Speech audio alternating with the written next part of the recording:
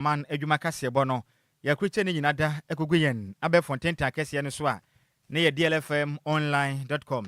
eno chi kase bonam DLFM yen app no na bio tinin app no nso wo dia ne se obekọ Google Play anasa App Store wo download wi na wa search DLFM 106.9 kase bona adwuma dia wo do nyina nam so a wo benya bi na watimi etie ediamayen afi no yen Facebook no na fi YouTube ni nyina ye adwuma kase boy ehunfoni any videos a wo do nyina nam so a ubenya bi ne wahwe ede amani nyinada eye DLFM 106.9 ewo Facebook na YouTube share yen na yemfa kasebo no enchiremu emfa ensomum enumrei ensem titira ebedi kasiruma akotini bi enesem post for the krata ababonten echiremu a yanka nkyere oman Ghana de hie nyina se mekeso monsa ko wura bi a ono ankasa na yere ode naso ase nanum te se bia paso de asisu se kafe ten position sakana yede munchire mo ebesomo enumrei basabasa ye akoso ewo mpetuam eye mmabunu sanso ana military form asanko mine ama basabasa ye nam so assembly member wo honom etimi atwanananom ewo nsiedo mu mienu nso epra meka say daddy Lumba wonya ne ba bi kro na busua na afin so no lawyers form na nimfo a wanom etabusu na chidin krata ba bonten ene akase echiremu a yanka nsha Ghana de hye nyina say in fact anamo bini na nipa bi tu anamo bi kuroma in fact time pa ne senti efri na ekọ yam papa wonya ne ba bi kwa na wade ensensem wa woni na beka bi na sebe amfa ma kwa so no so mu san opachi hwe emre be so mu no kure mu kura hwentumi ni wasem yade mu kyire mu ebesom aboso kai spare part dealers for the nsema betudwa echemu so mo fra man foforo so ma ba man Ghana mo do mo se ha ana mo ba be di dwa no mo modin ana mo ntum free om shops ni make us a national council the Mazongo chiefs onu kokobo de ama de sha wonom ebo ediawura om nsase tam eda ho no mo so ewo trasa ko se munyaye o munyai sentesa apa na semre so mu a omo ne mu bedi no sede ese achechefo ya posti om foforo ede nsema betudwa echemu se ye ebobo so me ne de to so aduonu miensa saban ambomodin antwi omakatwa na amfa ma wo ma ya de ombeye ye kire nandra da sentiment em kwaje tew na nyanse mkrokwa ni nyina ne sa de hia om ya dwadefo no mo ko furum ene Colombia Ghana Colombia kumasi ne potrem nyasem kuma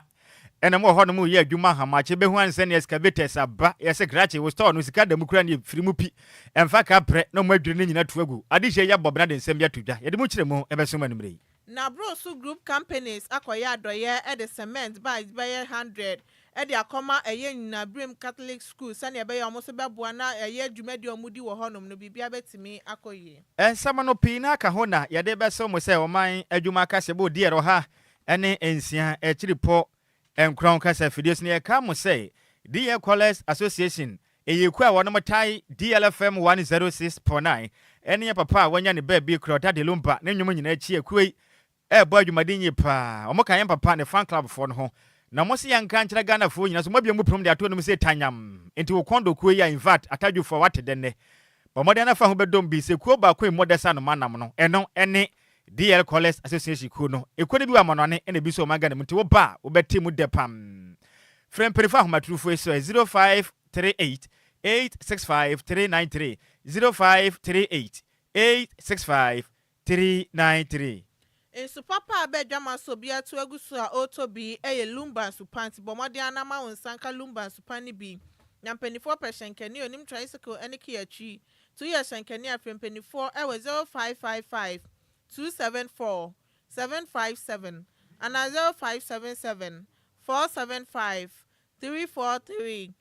Nsempa anabada nsumani ni important wesanse madam abanyamiche eye so distributor wo honom or adjacent Lumba spot ya P2 lane from Madam Abanyameche. I was 0557 349 401. Mama Vic, I was Franco Sports M. or Benya Washimbe no. Frano, I was 0500 680 783. Bra Kwame, I was the command circle station or Benyadom Choba no. Frano, I was 0244 094 793. Madam Edith Kusi, ewo Dowenya or Opsi Central University. From Madam Edith Kusi, ewo 0246 601 004 and 0266 400 215.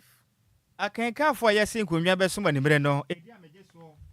eye wo wofa Nhyiraba Kwadwo Sammy B mene Adjoa Agyei Sikapa. Ye da ye ho ye ba ya de kasebo no enchire mu ankasa ebeto aso ede asomo Sekutu sebam enyo de ni bia sekutu sebam ye mwachigu ho sekutu sebam midian gogofu sewa sekutu sebam DL kase body hinta no no ne pa hontoma DL News.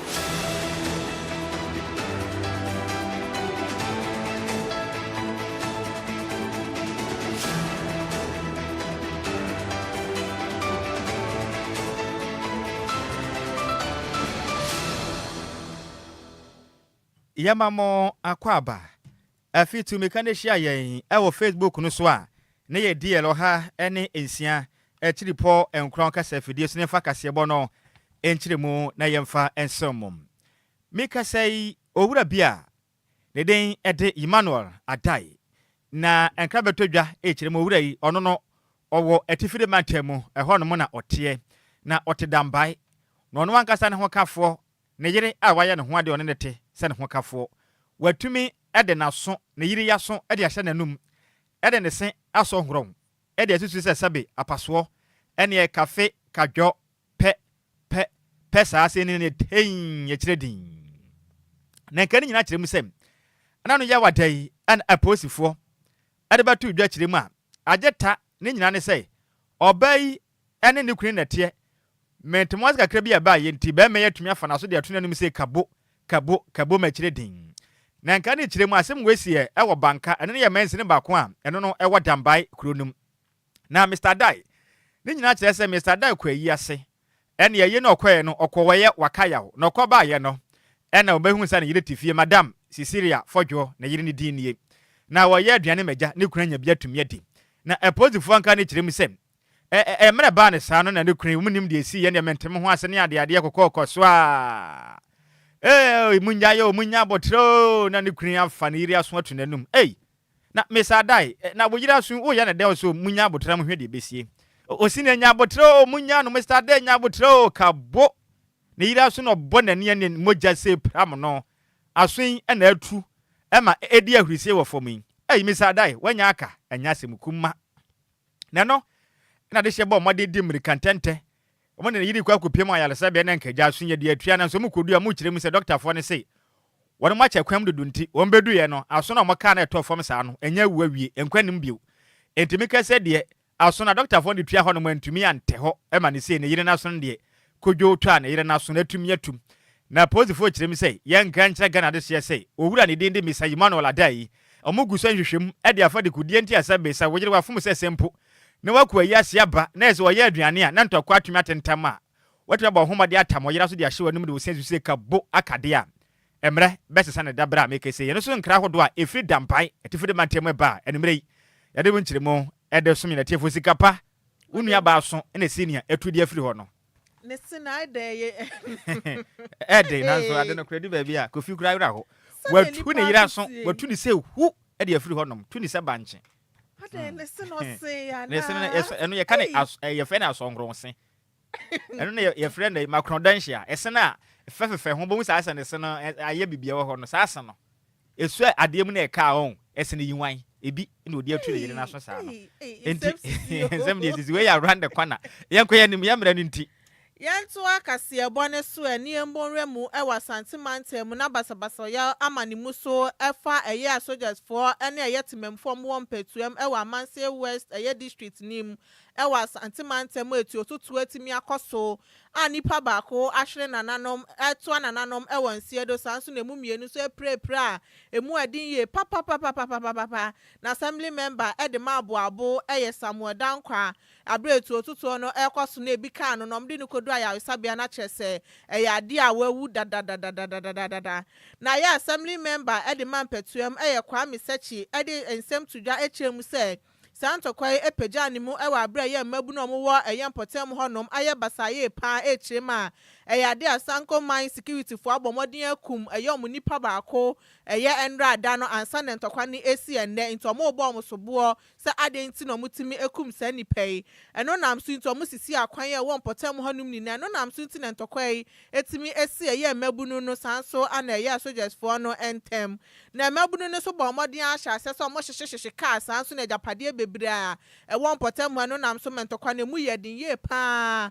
enu nti no enu nam so mabasabasa ya we etimi esinti we ne nsem a efri eya santimantem mu abetoja yento akase bwa no so na yenyina nkrabo prematandum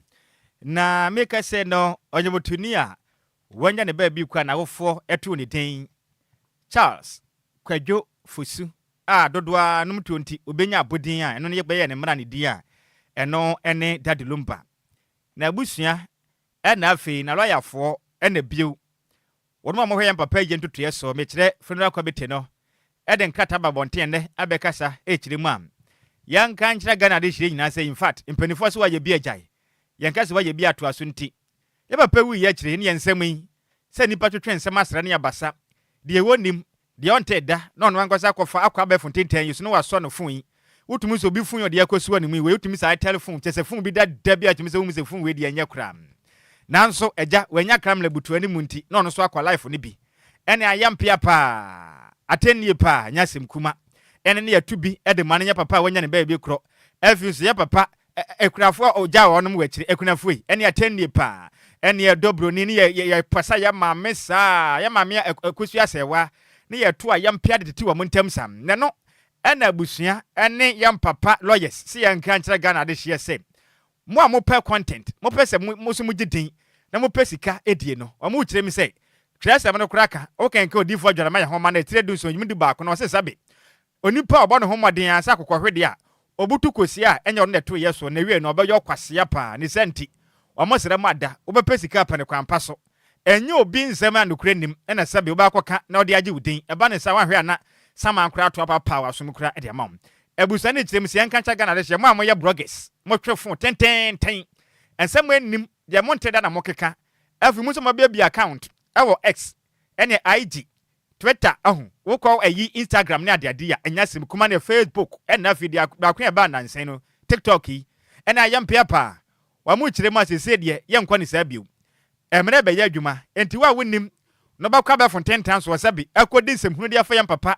esese ne yire mu a oja wonom wachire obi a wade sem aya wasem ye maame akosu asewa ena afi nso ye maame presra ofoli fosu odobroni wa wonim kodina ba fonten tan so akoto ayampana mo chi we paw dantoa wasema ene emra mamade ba pie mum ewo die de kwakuram dwumadi ese na afia hwigati atwamum ena wonim nyamfo Collins uzu amanko no aka no yema se badwa de ma de hia na wonom ewo menhia not ese yanka nkyira Ghana de hye papa busuani abre na leya se ani abre se wa wuni papa na yiye hu hyehye de bedi agro na wade nsem obekọ kọtena be fonten tan so begu nanim ase keka sabia ni frama sem de afia papa ho no danto awasema wa mu kirem a de mu ade no mu nin kode aka akire de bo ho banti wa wonnim na ba yesabe nsem hunu no o ma nu bedi pam wa mu kirem asabe papa so pa ho ma so nanim de mu ne ye mu ntine mo sra mu ada ye kwa anim no mu ntwa so kra sunna me bi nsi bi oda na se ma nya de a kwasibro ne de bibi ba ye fa ne se law emra e be ya adwuma ene wo hodom a wo ye life sabe ho na posifu aba ye secretary bra be sen na kokoyi wa no e if said ya wuye emfamra kwanso enti amo sra madam utim te sabe so obi ho ka ehu benya se nyina ye de nipa ne ya wa wokomu no ye de ye ho be hye ne mpa buom ne ye hu ne se sabe de wokomu ne se ye ne nso aka be fa ne sen enti ye sra mada ye papa busua ne lawyers se ena ne de twato wa ka bi no wa wie efri na ekọ wunnim na bi pe anu se na wo ka set hawu na ye chew na ne kure ni mo ma we mu wa hwe be de se poso de amam wo betena so nanso enya de be ko manyim nya kato CMCS communication is irreversible enti nya free wonu mba se na tofom se kim wontime na ne no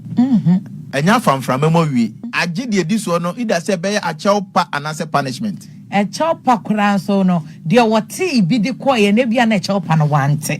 enti me kan de si so dua se enough is enough henceforth obi bia obey twi camera esi wanim na obey ya wadwene se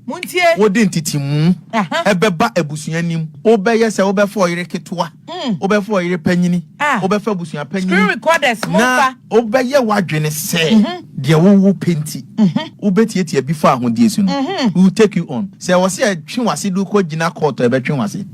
se e wo se ye ba wo so e ma ohunu se e mema wo akire na emra so wo ho a we will ensure that. Thank you. Go won timi ntina ba bia na wonya de ope ade na wo ye no wonim hwe ana ade na wo mo ye no omo adwen po ba ko su ni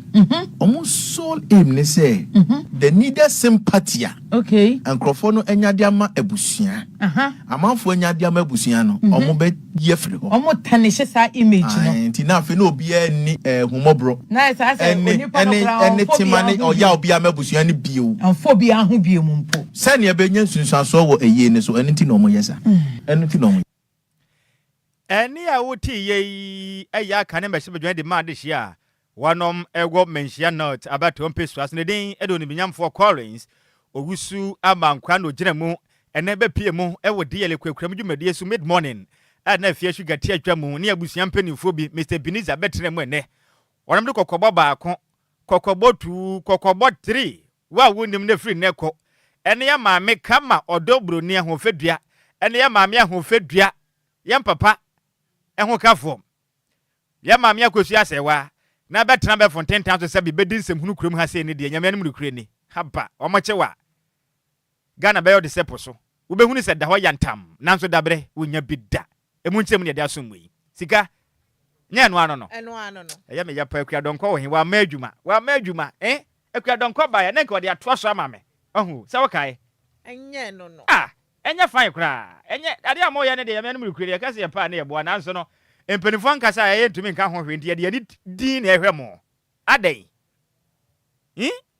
adai se kwa don kokora ka se obi obeye rofo be su no court se wakai me kai so be si mema isi pen enti sika no ano no ya maame abusua se yenka nkere mo se yem papa abusua ne lawyers wa wonnim na bedin sem hunu no wa mo chi ukrum ha no ma Ghana nya wo debut yento akase bo no so Yento akase bone so na spare part dealers omo wa boso kan e won clan ni mantem hanom edin sama betudwa echema omo de kokobo anu eden kase pa ana ekwa ama eye omo fra man foforo so maye omo agen so omo de Ghana ha ana omba bedi djuma no eyade omo momode ana omo from shops ni manya saade a omo angasa ebeba abeyi omo afrim atoto shops nim na ya press conference e course 100 da eye bobo so me ne de to so wotwe Ewa fimpi mienu ni aduonu num na chese dwadefo ni chema eba spare part na kagedie ni de Ghana for de na sese de omo from afoforo so aba abaji aboso a chese Ghana for kra ehu omo ho ano mu hu omo benkum ni omo nifa sanso na omo di tudwa na omo chemu se ukọ Nigeria unko hu sa nyama we wo honom na emom Ghana hanom de asemra na nheda enye ejuma sane wo se etimi eye ejuma no sanso na omo di tudwa na omo chemu se mpenifo bebre na soso no ayo mama ezan sa adenti na eye nkrofo from afoforo so etimi ba oman Ghana mu eba bedi dwa na mpenifo mutimi nka hwe FM fa honom na dwadefo no asema kamanu atuma yi mwani kra e de ama wo ma ha adwin ye pan sanso na omo kasa na omo chemu se yo how kese omo famu efa tax authority for so na ya na ha adwin eno nam so na chese omo from afoforo so na so mu di hine wo man mu dodo na jadini ba ko de na mani hu a onya ye edi free ya Ghana Revenue Authority ede etudwa Lagos State, Ghanaian. You can't. There's no way. I've been there. I've been taking these papers from there. You go there as a wholesaler before you be allowed. Even the amount you pay to the trade ministry before you issue your license. It's not that easy. That's what some of us can. They say everything. Yeah, we have the laws, but they are not using the laws. They are not enforcing the laws. Once in our own land, we have mothers and fathers. We are all Ghanaians, but we are orphans here because we don't have any authorities to fight for us. We don't have any authority, senior people, association people to fight for us. And they are always mentioning it, come and register, come and register. If I register and you can't protect me, why should I register for this thing? So a lot of people there, which we can register for the association for them to get revenue. But if you get, they can't defend you. So you will not bother yourself to go and get an association. But as soon as you give yourself to them, it's like they are courting you. The intimidation that they will bring to you, kind of story, what you have not done, they will tell you have done. Especially bringing these VAT issues and other stuff. I've suffered a lot from their hand. Finally, I have to close the shop and relocate to somewhere. Up to now, almost about 5 years that I stopped preaching the shop. Nhyiraba is still calling me. They can't even come to call me and ask me. It's a long time we see you. Come, if there's a help, we'll help you. They don't care. But if I try to make a capital gain.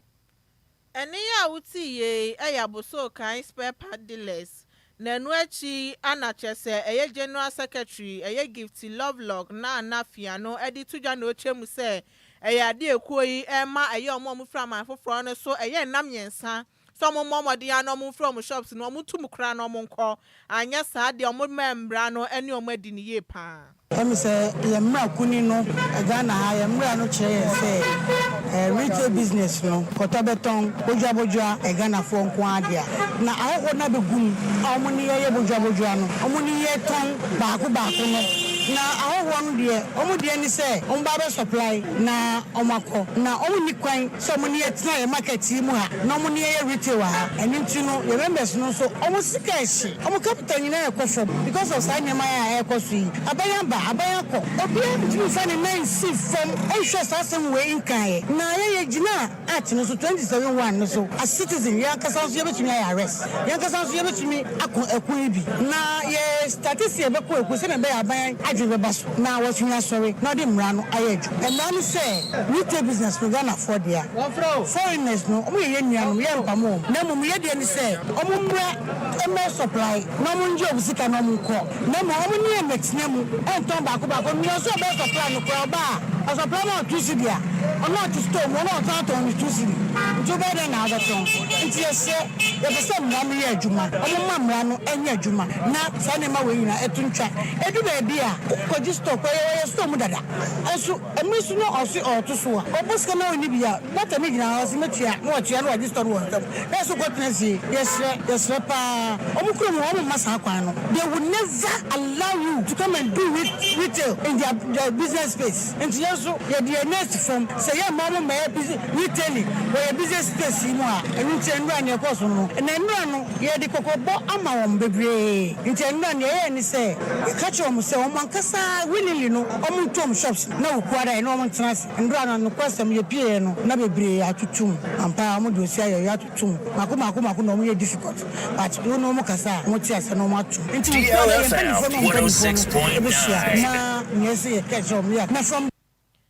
ene ya uti ye gifty love log na nafia no ye general secretary edema so kind spare part dealers na manibo yen sem choni imano poku edusi adodo na friend DJ active ana de besomye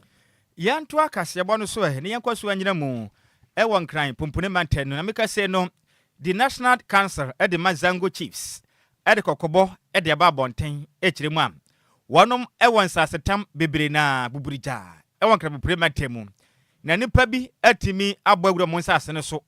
efefa nsase edi ne fomfa wo man mu in fact etiamra entefri ne kwasase we ni da hono ma na wonom ede ebabesi Islamic University e wo Trasaco Springs Estate no na eben Agyei Kwadwo e wo tema na de enti ne wonom fransem twefo nhye mu kirem sem wonom nsase ne bebro asase tambe ye 82 acres ne makoma eye aduwatwemienu 82 eye acres of land na da hono ma wonom ede bi SCC eye basic Islamic schools e wo so na mu kirema nimpa bi atumi akwakoto wo tenten de afa ho na ejese ne ye be ye 6 feet word no matwa de afa ho a wonom mofro mu ko school e wo asase ne so no oje so mofro ebresa so matumi anya kwanya mpo atumi akọ classes so mu kirem say in fact we die eden pam na wonom kirema esu mu suo ne nyina ne say enipa bi omuni mabia mu fre ene atete pa atete anya semkuma namba maden etumi ko bubu wasa hodo wa honi nyina afre wade ma akwaye nsempii na community ni kiremu se esu ahodo wode musu nyina na du babia ne mfate mu aya den na nkonta ato bentum akyerɛkyerɛ fo su awo fom do ma ko school hono musu nyina esu afisa wo hwɛ pempim anipa bi akwakoto de atwa school no ho ne asase tam no ho a ma ni ko school anopa bia da ye asemkuma nya asemkuma okroma ne de di mankansa du mo enkore be bre ayesa omu kiremu se yenkaza se diem Islamic community no and after management e de matrasakum e kirem se encroaches na mosra mu atam na ekwa kirem se acting chairman e de man national council e de zango chiefs and after parliament chief e de wangara people no anasa wangala fo e ye chief e ye Sadiq Jima ne kasa ne nsɛntwerɛfoɔ kasa ɛne wɔkyerɛ mu a yɛnka nkyerɛ Ghanafoɔ sɛ asasetam a yɛka ho asɛm yi wɔn a wɔden gye sɛ wɔn abɛsi university complex ɛde ama ɛyɛ ɛdi anka no bɛto so no yɛ African American Islamic Institute ɛwɔ ɔman aboa pam na wɔde atete Ghanafoɔ mebunufoɔ mbɔ mmɔden ɛkɔ ɛyɛ sukuu yi bi a wɔbɛyɛ Islamic community foɔ bi aboa makwadwe de teɛ pa ma yɛn nuanom kramufoɔ som ne agyekyerɛ no so atumi akɔnkan tɛtrɛ wɔn akɔban mu pam na chief kyerɛ ma sɛ mekɛsɛ deɛ enimpa ho do ma mmɔden etu awia mo nsase no mekyerɛ encroachment foɔ yi ɔmo dɔɔso papaapa nya sim kuma ɔmo atumi agye asase tam no bɛyɛ de sɛ aduɔwɔtwe 80% ɔmo agye nyina fira mo nsɛm ɛwɔ Traseko management foɔ yi ka ho a yɛsɛ ɔmo pra ɛmfa ɛne afin so private developers foɔ so ato ahyɛ so nya sim kuma ka 20% pɛ enimpa ɔmo pa ho ntoma ɔmo pere sɛ ɔmo bɛgye akɔyɛ nsɛm pim na mo kyɛm sɛ de yɛnka sɛ pempen wɔ sene pen yɛnka nkyerɛ Ghanafoɔ sɛ efiri ne kɔ kyɛsɛ woyɛ bɛma si hɔ na bɛhu sɛ yes wopam hu fo ato ne bɛma ɔmo kyɛm yɛnka nkyerɛ mo sɛ nnɛ mo bia ntunu na nsu asase no so bio ɛne sunna na wayɛ bɛkyɛ wo no ɛmra na de ɔmo bɛyɛ okurum ha no mo no wa bɛte sɛ sɛbe wo dantoa ɛne wasen ma my fellow chiefs, the community leaders, ulama and other important personalities. Assalamu alaikum wa rahmatullahi ta'ala wa barakatuh. We are here this morning to give some press, this afternoon, to give a press release on an allocated parcel of land, Tema, this particular place. Assalamu alaikum wa rahmatullahi ta'ala wa barakatuh. Praise and salutation to our noble Prophet Muhammad, peace be upon him. This parcel of land was allocated to the Muslim community in Tema for the purpose of ultra-modern university educational institution complex. Due to the lack of following up of the delay, the land was encroached by encroachers. And we are warning everybody, institution on all the sunrise of to stay clear of the land and not to encroach on the land anymore. The said land is for the Muslim Ummah under the spiritual leader of His Eminence, the National Chief Imam, Dr. Usmanu Sharubutu. The said land is a mark for an educational complex and it will be used for its intended purpose. Again, we are very grateful to all those who supported this mission of reclaiming the land back. I hope there is more information which will be given or have been given through those who involved in this particular land. But we are here being the leader of the Muslim Ummah in Greater Accra. That's why we are taking this initiative with the support of those who are all around here. So any further information can be heard from the real person who are entrusted to the land around the area. You can see that we have started a school which is at least have covered part of the land. So we wish everybody good luck and to stay away from our land. It belongs to Muslim Ummah. Assalamu alaikum wa rahmatullahi wa barakatuh.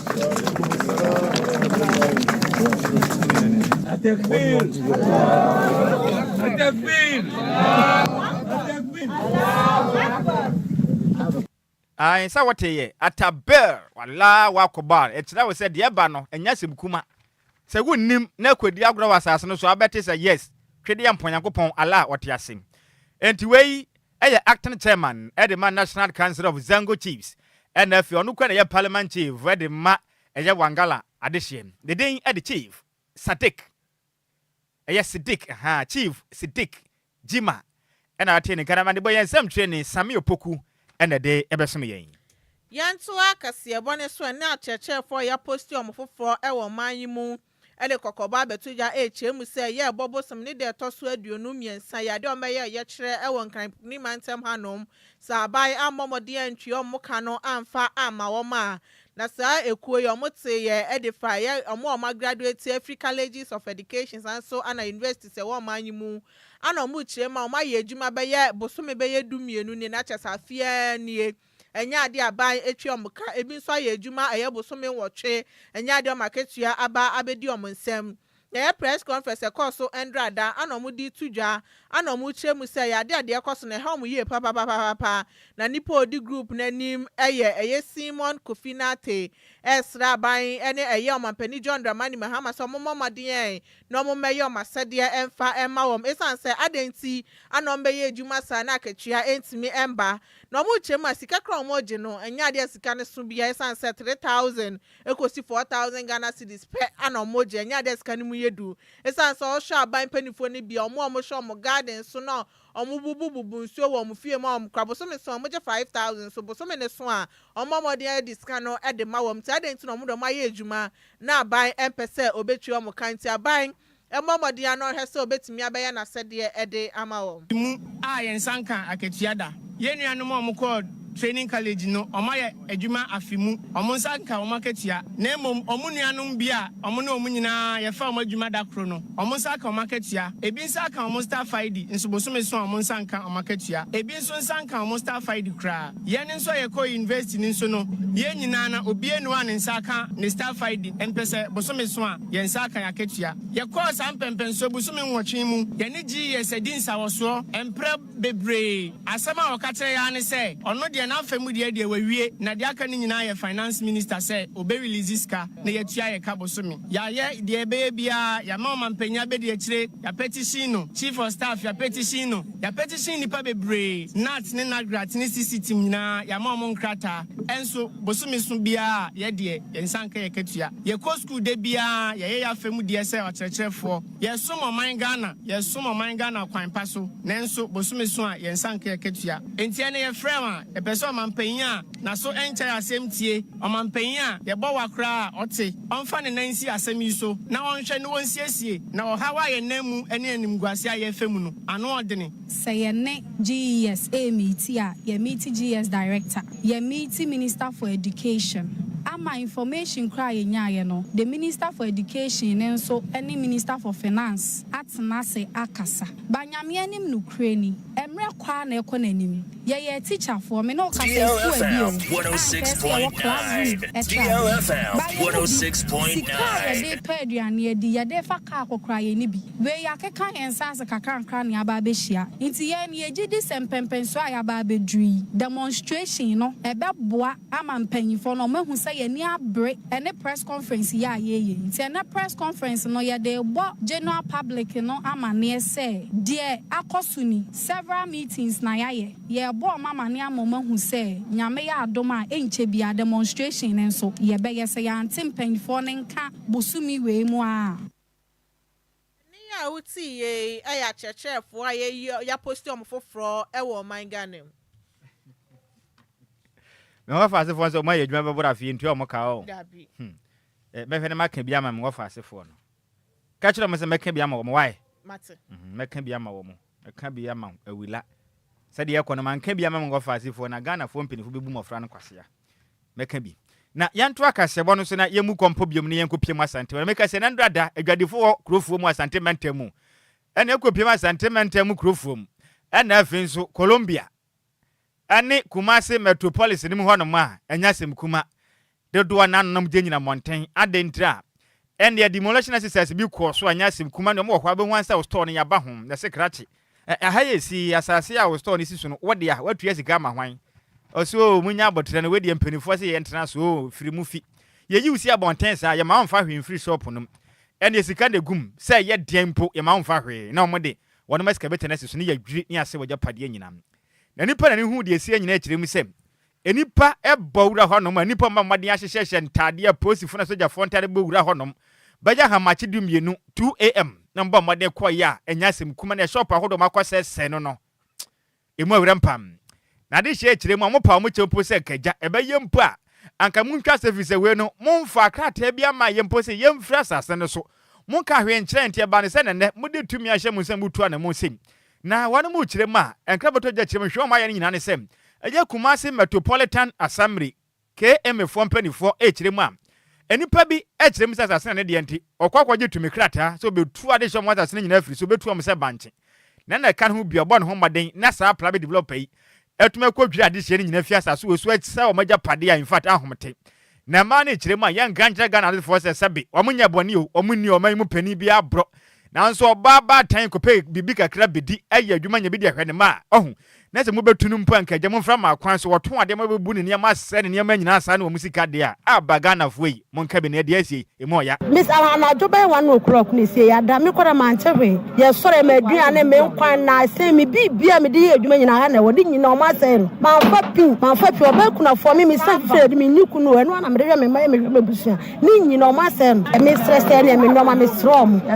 ye sraban owu ye mobo na ye no ma no o mo pe se be me nya bia sa ye adwuma de ahwe me ma enya sa de ma ye mobo Saturday no mobo 106.9 tie sori a adwono na enwu se to mu bubu niam ye me sorry tie sorry ye na ye timi ni omo ha mo se tie bia se ana sese so ate ase ha ene se to bubu dwoma bebre a omo de ko ye so ate ase enti no mo hye kra na ka ka munya obotre emi wu bia be pije container ye de etisie asa na mo bubu no so ate ase omo hwe bo bi wa se bo ne tonsa so ate omo to no omo ni nyini nyoma kra mo se da sika nyina wom obama bo enyi si wate ase na omudwi fa so de omo ne ye de omo anye ne ye kura enye sa na anuanom ne anuanom na de etie bia no ye be dane ato si wate ase income tax ye tua enti senka bibi ni kura mu yi asotire ansa na ye hu se ye boaboa ye hu ana asese yada o yada eno ma ba bebubu ha sei ye obi na abeto fie we ene yeso ye te ha ye nim nipa no ye nte hwe obi amre ye lete ye nim nipa no potia oto ade no mpra ne kwa kase one ye tena se na bi a se ya na se se yada ye wa ha ye si grade abesi hanom abedwiri hanom agu omuso ombesa ba biem ye aka no ombedwini nyina asan agu omuso ombesa ba nti mo ba ya ne de wo ho no ye sole 1 o'clock ye night ye ho no mbeka che se omuma ye 2 weeks ana me question say 2 weeks sese omuso abla mo lete na me lete be na obi dia ba o fa lete e bia mle obi a wa ha nti ga ba ko so we soja ni no kwa no kutato no se 2 weeks ni duru a ana mba ba yi ana me na 2 weeks ni duru mo ba be hu che wa ne ma mo fa lete mle obi na e dey na obi mfi so 2 weeks ye nim oni bakura o se ye ne dia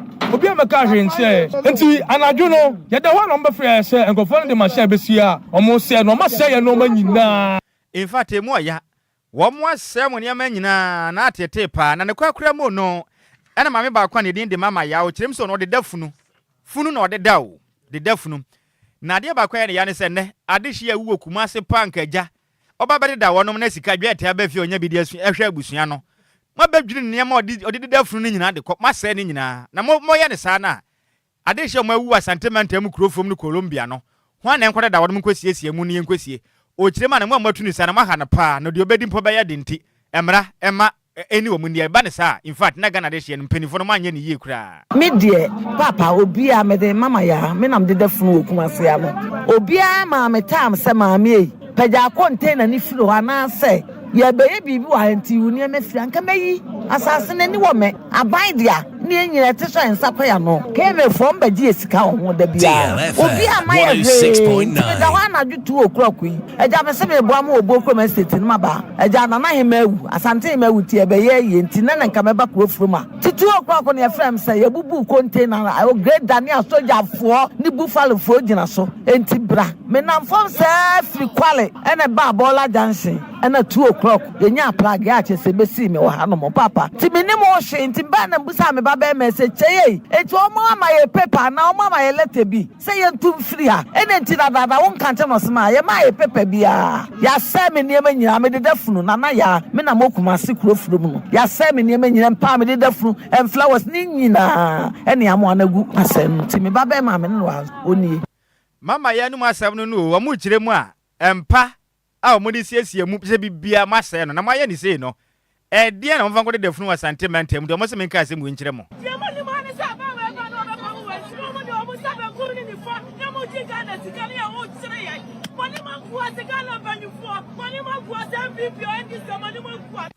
ani ya ji so popularity ya o ya so popularity ya o kemi for the nyani ka chike o mo de kwa ni nyina ama ade tonfo no masi kwan unya ba bi kwa no wawura o ya sie nya anu ekofa ni ma free kwan ba ni ma ni nyina sie nje sei o woro den ye nyina weso na kopama sofo na tena senti no agudie mu akonfo nrada Ghana Black Stars esi akan ɛne yɛ pew baako pɛ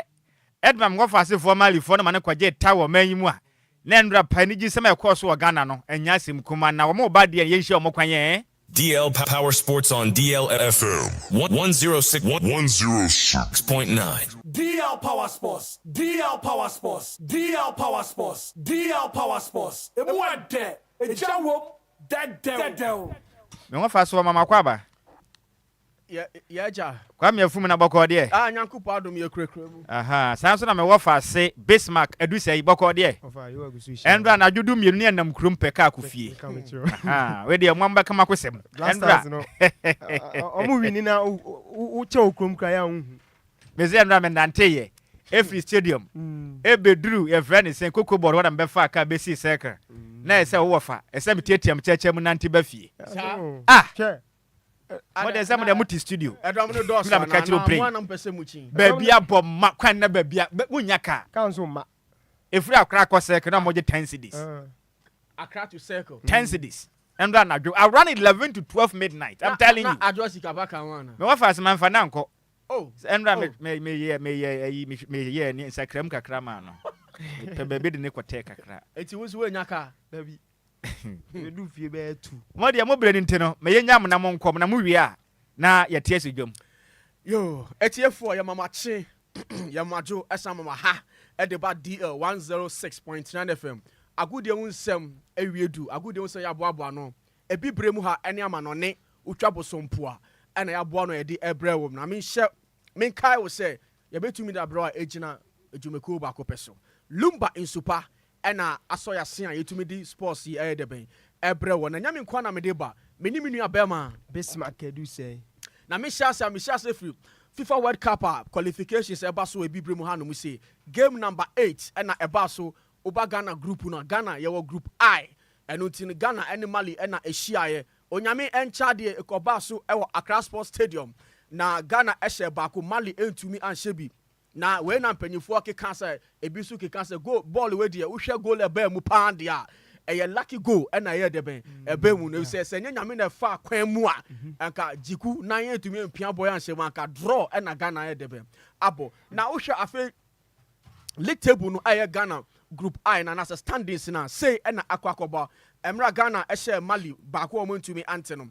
group no anka say ne Ghana eda so edikan e 19 points yabo 8 games Madagascar etosumi no 16 points and also almost about 8 games. Comoros etosumi so 15 points on also about 8 games. Mali I need the boy share no otoso and 9 or 12 points on also about 8 games. And Central African Republic and so on also etosu enum our 5 points our about 8 games. Then Chad yeah and Kaoda or your issue and you go gari mu ya na what you tell me or no and ori and also or that etuo otosu ensia or just 1 point on also about 8 games. Now a good in course no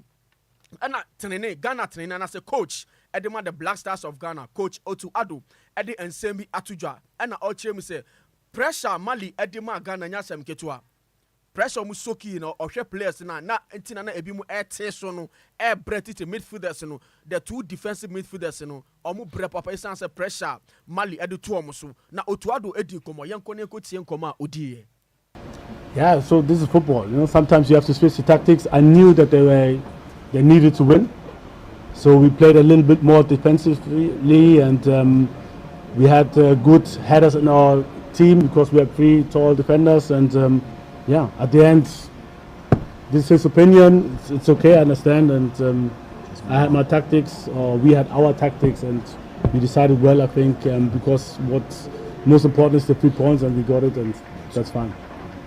Where any ensema Otu Ado edebe tuja no person chese ne tactics out play no enti na ma omutumi esoki pressure Mali ede ema omo no na osanka so say of Felix and so ono do gidi say e was sanka Ghana to share more than even 2 and I say 2 goals if it's a chances and as opportunity Ghana nya ya yen to me utilize this opportunities no ono do hu ni say anka Ghana say share ba kwa na say if you kra mienu na miensa na emom no enema ba ko mienu bi na entumi ama yentumi anhye sa mienu no yen ko tie Otu Ado nenu masem ode tujwa. I think at the beginning we had some problems. I think you could see that we have a young squad and players who haven't been playing often for the national team so far. and we were a little bit nervous here and there. But after 50 minutes, I think we got good into the game. The game was even, but with a little bit of upper chances for us. But it was it was a deserved draw to halftime, and then we increased the pressure. Early in the second half, we managed to score out of a set piece, and then surely it was pure fight. Afterwards, especially the last 50 minutes, we had some chances to finish the game, counters where we maybe could have scored. Otuado Edumasem out the two Jano and Nawatini. Yes, I'm room ever Otuado Akachi Ebioma or can be before Antoine Semenyon the performance. Now Otuado Peso Chims or no dear, pay or no dear. Antoine Semenyon performance or putting up sa eda anas and run a performance a outstanding or no who said run is Antoine Semenyon a year no and yasem kitua. Afensu Usha pitch and as a park on ball was sooner and now baby or bobo England and I say EPL now. Ultimate fan compare African turf and as African football. No, Etianosu Kanama Yehu Antoine Semenyon performance none dear. America o 2 year pressure the 2 Mali for defense esono. Ohuni say Antoine Semenyon ebo no more. Yankone kote Otu Ado. He did really well. It's difficult to compare games from the Premier League with games in Africa and in Ghana. It's very, very difficult. And then all games have their own nature. And surely you can say that he stands more out in the Premier League, but for me today he was excellent. He fought until he couldn't run anymore. Maybe he thought he could stay a little bit longer, but he was fighting. He was the lone fighter up front, and for me, I'm very, very glad with his performance. He put them under pressure. He made a lot of runs, decoy runs, so that others can shine. Coach Otuado and Kano. Now, your central performance will be more. Or some can be before Gideon Mensa. Yankone could take Gideon Mensa so the Otuado a Kafane. No, I think sometimes he's a little bit too confident. And we had, especially after the Chad game, we had some talks. And for everyone who has played football on a higher level, he will understand. Gideon, sometimes he makes deceptions, one inside and another one outside again. If he does it in La Liga, it's fine, because in La Liga, if you lose the ball, your opponent, he will counter press you. He'll go inside with you, and then you go out, then he's out with the left foot and he can play the ball. But in Africa, sometimes they're tired. Sometimes you make a deception with the ball left, and you, on the left side, then come right again for your left foot. Coach, Otuado Enuma Sem out the two Efa Gideon Mensa home and Otiano. Mejem Edema Minia Bema. Bismarck Eduse no de what was. Volunteer Yantuaso na Yanfe Fisem no Emma Dia Nache Enra Gamer, the senior soccer team, the Blasters of Ghana, Etna, and Krampumpuneman team, at Grassport Stadium, the nation's Wembley, and Hong Komana, Yeguso at the Airbana, Openia, and then your head coach, Ademan Mali Bobo Kuno, me pacho Openia friend Tom Saint-Fien, and also Ekan Kakra, Efa Ghana tactics, such as Coach Otuado. Deploy on the field of play and not done just saying for the grow. Unsa Otuado bought 5 back, 2 pivotal DMs. There's Otuado Bano, defensive mindset no the by coach. Did he add Tom Saint-Fien and your can Sam Kakra for Ghana tactics no? Yeah. It showed that they were afraid of us. They played with 5 people. We knew they played against Madagascar also with 5 in the back. They won, I think, 3-0 that game. But we expected Ghana what would be more offensive. If you have the power of Semenya, Adu, Kudus, Williams, and all the attacking wingbacks, you could punish us in the first half with very offensive play at home, get the public behind you. That was our thought. I thought Ghana will start very aggressive attacking football against us to kill us in the Weye and Sam Kakra, coach, your friend Tom Saint-Fien, and also can Ghana tactics. I know that your team Eddie Jinema, you show me 1-0. Now, we are on Swan or see game no, they were Ghana and then the side Malia Bueno ɔhwe anim anka deɛ ɛka ne sɛ draw ananka ɛbɛyɛ fair results a ɛno ana ɛsɛ nka ɛtumi to dwa nanso so no football deɛ full of surprises enti yɛnkɔ ne yɛntie nsɛm a Thompson Fie nso ɔde to dwa hɔ. The team who wins wins because they did something better than the opponent. That's clear. What, Ghana that bad? No, both teams played similar level, but I think for sure after the goal that we were better and we were hunting for the equalizer. And before the goal, I didn't think that Ghana was better. Ghana was not bad, otherwise we would have won. Ghana was better than us on the end because they had the victory. But I think if you look to the match, that a draw would be more realistic today. I don't say we had to win, but the draw would be more fair result. Yeah. Boanone and Sam Kakra and also if your penny a friend Thompson Fie and so if you swear bana Jeffrey Ghana Blasters game and no boy no me patcho obe kaise emrebi Kumasi Asante Kotoko ene Bobo Kwefene in Swatreman Ghana Premier League game back which share so in Swatre na Rausema a PM on Swatre ni nyina se Kotoko fun back one na ya friend ya friend pon do na friend na pole nipa boni fobi etimi eje ne nkwa efini nsem me patcho court akwa setena na nsema mete ene se omasa to case na asa hyeda nyankopon adoma 9th October ana court a kire se ese yesa efra sem ni nyina ne se nipa boni fo a odi sa nyamra sem no panifo sentimi nka no enti 9th October nyankopon adoma next month ana yebeta atena sem na kotokofo se enei kame ese Arahusam bakwa efri sa nsem ni mu ne se ya court ekwa setena na se ofra sem na abrante na friend ya friend pon dodo na friend na pole no na busuani bia entuni na ensi court dem o uyi ne yira chese abrante na busuani bia enso endi asem na chiwei eya Arahusam akumasa Asante Kotoko company for eda ba monte a megina ensem so enso ede ma na mame ngina sa asem so na yemfa fisema eboaboa no nyina enso emra awie na mengina Lumba nsupa yes Lumba nsupa dama or the flight number DL169 enso adie tufa atwa suofra akonkofon kroso na yakofa manane nsem latest and exclusive ni nyina enso abro yegusua ejina World Cup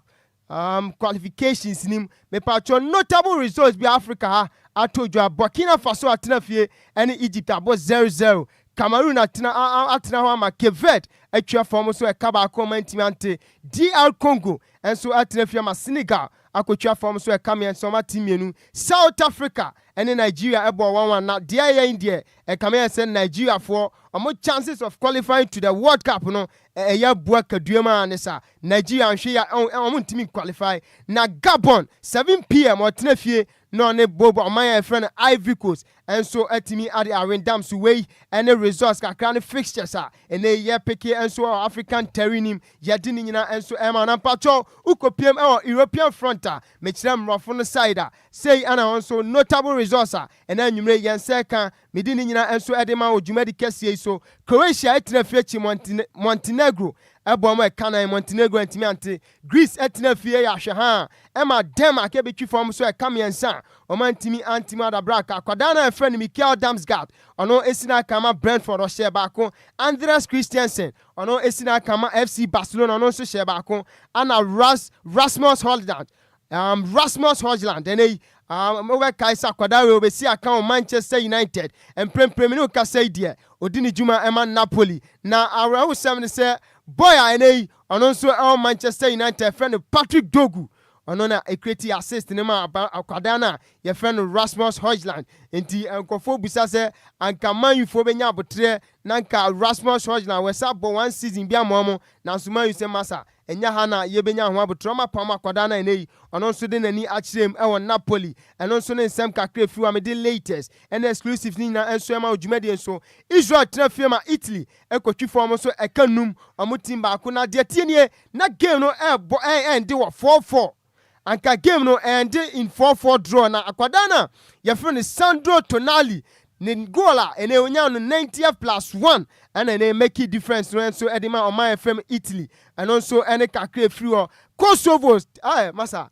Sweden from nye serious omunim say boys ko fi kese mana omo hwe omo ya ha abra kwadana ye fe no Victor Jokeres ono ene Arsenal eno dini juma Alexander Isaac mu nyina giregiram omo ya hwe ha ama Kosovo etwi for omo so e cameo no mantimi ante hi masa mo strikers langa mu nyina I mean top strikers world class players Montimi just a single goal Anfantia Kosovo Kamea says Sweden on money bonnet form on Bashana or Matimi to Tuniama Switzerland at Refuge Slovenia Ebwana Kamea so Mantimiante Nene 7 and I said 6:45 Menoka say Portugal and so to my friend Hungary the game na so Sansuana Serbia and so Atone sa Eda friend Englander sa game no amonso Eda so 9 Menoka say muno me pacho mamenfa Maya and I said countries are Omatimi abuki omu take it ene omoso eni omani HM United States of America, Canada and Mexico. Countries way champion Kofi Taylor about justice to it. Who join the show no live on Facebook capital D capital L 106.9. Ubehu on my ene omunyina timi a qualify yenya 18 countries out of 40 and 48 enti ye train 30 no mi busa se Ghana betimi aka ho ana Mexico a qualify US a qualify Canada a qualify mami ansawe omo ya host nations a omo automatic qualification etimi amoma buki omo ticket na omo mo ball qualifies na nkasa anso timi nya ticket no Japan Iran Uzbekistan omo friend South Korea Jordan Australia Argentina Brazil Ecuador New Zealand Uruguay Paraguay Colombia Morocco any Tunisia way any omaya make us say almost wetimi a qualifier say emprempren ye 30 countries almost betimi abuki omu ticket na almost wetimi akọ join 18 countries way na chese bibia e kama na emene so etimi the FIFA World Cup na hyehyɛ so mentu aso fan semne kakra ma na famre ni ntia sorry so mama kasa kwada na e friend Memphis Depay me no kasa ya wa break akwada na abrante na so penina ye friend Ruben van Persie Netherlands top scorer and as all-time top scorer. Unim say Ruben van Persie na okita 50 goals nene odi lead sa record and also okita sa record. Ewa Netherlands national team no and then come mete and say kwadana a friend Memphis Depay 52 goals so that break sa record no. Na openi a friend Ange Postecoglou.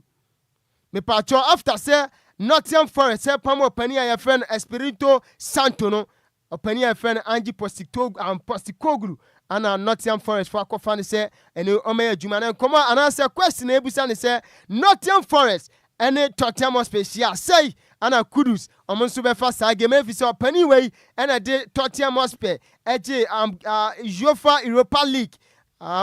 famous goal and they almost announce a famous victory almost over Manchester United and Manchester United and team unqualified encore UEFA Champions League champion Kofi Taylor they be on Metrano Musu just United Bobo Kono and Koye into a penia your friend Angie Postecoglou Nottingham Forest and sa atimi akano na me sorry so no ma me ko US Open na me mfa kakra bi nto na yan sorry so men's US Open no dio timi edi nkunim Carlos Alcaraz e ma refi say on openia your friend Yannick Sinner na first set masa Carlos Alcaraz no akwada no modern mo so ani 6-2 3-6 6-1 6-4 ana ononso etimi ede US Open men's one no enso see ononso na bati so na emaba wana fam akwada na say ababa na fe no Arina Sabalenka ononso ne Amanda Anisimova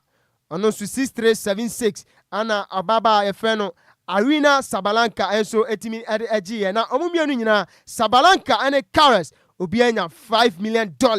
because I know any prize money na eda so emenity yemfa ensema good emu nsema eboabo anu nyina ensinti mo fa kwa me se bibi wo ho assistance here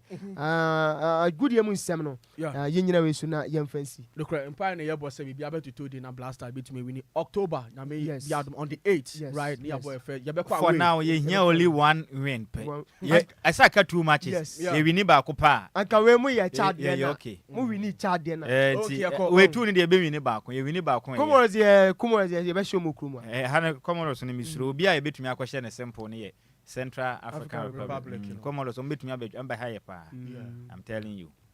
Kamo share chada and can come in. They also stand chance of qualifying. It's likely say we have a time. Central African Republic no more money system. Into between the and sack of time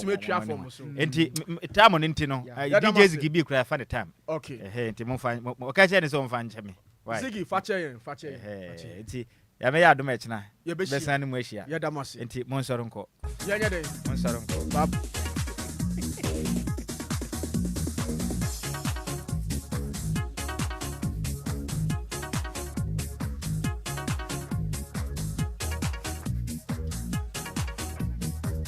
A good day mo akofu for na motel mon kasa mo de dear passports e betwa mo e de e ma mo no kasa ba no ye gina we sne de service ye time on in fact ye kwakra mo fa nche ye pa na yanka we to ni yankona Sweet Elizabeth was a good evening in fact was ye boy dwumaden pa na we live e di Lebanon zone year 4 no we kire me say in fact your friend is Sweet Berry na ni aje pa Samuel Kwadwo Agyei Sikapa Ghana is becoming more scary and we all know it ampa no krepa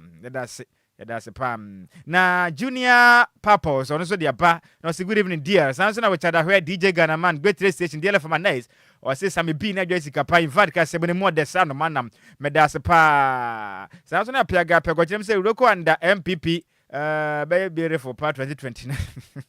Of a case, so if you come in Chroma a year, a circle, new prime station, the Abba, or say, greeting to Honorable Moses, about. Bru Army Commander Medase. Samson Daniel, a year Agbono was see no dear Bano say good evening, dear, or live, Eddie Free, Agyei Kwadwo Sun City, Medase Mofase, Geneto Folua or said or say good evening to you. Brother Sammy B, no Sanso didn't check as my Adjoa Agyei Sikapa or see if I dear boy Madina Bamana. What to need us on the Senate, I saw Romana, a day with this seven, no penna for no common hours now for a day. Coffee Parliament, what let me say, in fact, Galamsen, I see a giant Ghanaian fan with the dear news, in fact, a live and clay. I would not become a person. My offer say, Mahamo Boa said the Abbas to the Biaba Dase. Kwabia Samon was a good evening in Nhyiraba and Adjoa Agyei Sikapa. See a boy, you might meet a panacas monte. Sasana comfort my TC, DL News, in fact, Papa, more dead is on man, no size. Now the check said the Media College Association couldn't so here live Eddie Freya Sports a shaman great US yeah that's me offer se kasebane de si emu semufo ne ya maze me belan twene se mu de ma yen DJs gibi chinchima fini fu ma de ma yen sanso na kofitera be man soja etuduro kura mfa no bodu tuo sepe wasa wa krabo enwuram de ekopiem wo Facebook and of YouTube kasebno nya bi ehwe gem mi wafa seketwa Emmanuela osenya akoboy kasebotemu akenka yesi kunya besoma nimle no eya wo fa Nhyiraba Kwadwo Sammy B me mo fa se ba Adjoa Agyei Sikapa yes so amma DJ Zigibi ofa na kunwa na obai enya sem kuma ene obatia ne se awusuo wa woso efri sem de kwapim se nonu de one mu na etwi pre na pom